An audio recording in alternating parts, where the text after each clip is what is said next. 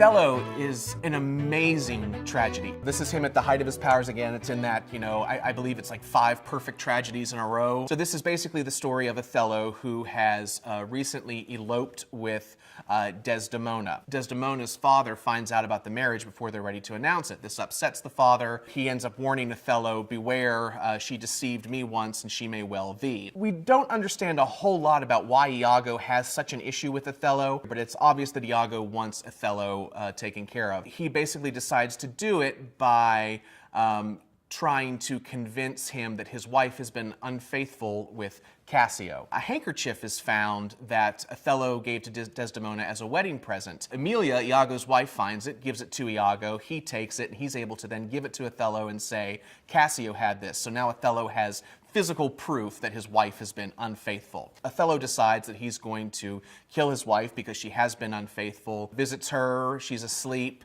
walks in with the candle, has the famous line, put out the light, strangles her in bed because he thinks that she's been untrue. The authorities rush in, Iago rushes in, they've tried to kill Cassio, but it didn't work, and so it all comes out what has happened and what Iago has done because Iago's wife Emilia outs him, you told a lie, you told a lie. Othello realizes what he's done, how he was wrong, and Othello kills himself at the end. It's a wicked little piece, just because it is very straightforward, and you as an audience are you're guilty of what's going on in the play because Iago talks to you throughout the play. He tells you what he's going to do, or he works it out in front of you, and he does it with so much charisma that as an audience member, you're right there with him. I love the way the play gets such a reaction from a contemporary audience. People are able to recognize that jealousy, how powerful an emotion that is, how overpowering it can be, and that's why as Iago is playing on Othello and Othello is being tormented by this, I think an audience is able to identify with that very easily. You want to make sure that you've got the right people as Othello and Iago because everything hinges on